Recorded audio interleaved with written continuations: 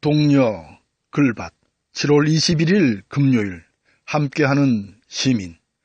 루사는 2002년 8월 31일에서 9월 1일 이틀 동안 한반도 용동 지역을 휩쓸고 지나간 태풍입니다.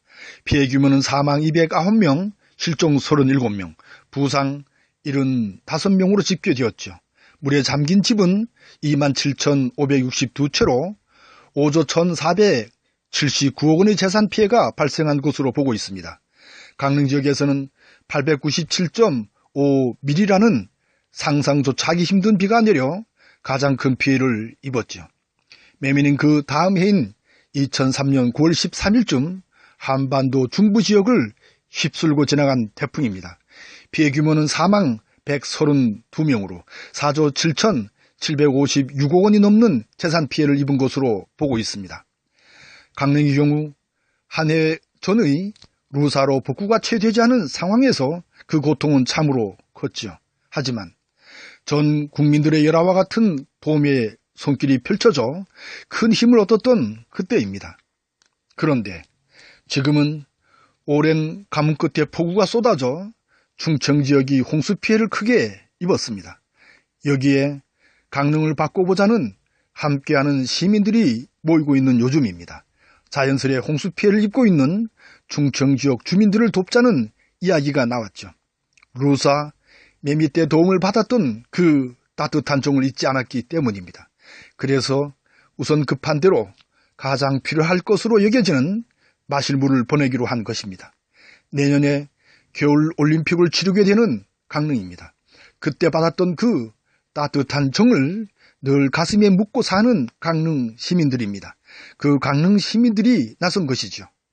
내년에 있을 지방선거를 기점으로 강릉을 크게 바꿔보자고 나선 님들이기 때문입니다.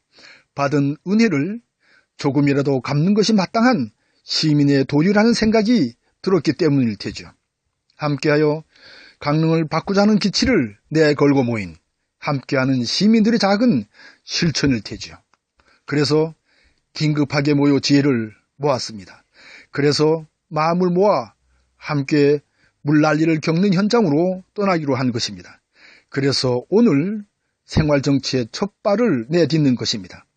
아직은 제대로 갖추지 못한 조직이지만 마땅히 해야 할 일을 앞에 두고 내린 결단입니다. 누가 알아주지 않아도 누군가 해야 할 일들을 찾아 나선 것이지요. 부끄럽지 않은 삶이 이곳에 함께하는 시민들이 모임에 고스란히 녹아있기 때문입니다. 한참이나 부족한 글밭일 테지만 오늘의 글밭도 이 이야기를 중심으로 읽을 수밖에 없었습니다. 님들의 따뜻한 그 마음을 전하지 않을 수 없었기 때문이지요. 이분 은혜를 결코 잊지 않는 강릉 시민들이 있다는 사실을 숨기기 싫었으니까요. 지금 우리나라 대한민국은 촛불혁명의 거센 물결이 도도히 흐르고 있습니다. 부정, 부패 몰 상식을 몰아내고 발음으로 상식으로 우리가 사는 세상을 그야말로 사람 사는 세상으로 바꾸고 있는 중이죠. 이곳 강릉에도 지금 그 사람 사는 세상을 일구고자 함께하는 사람들이 힘을 모으고 있습니다. 하늘이 준 기회를 소중하게 여기는 님들이죠. 그 님들에게 오늘 글밭을 바칩니다.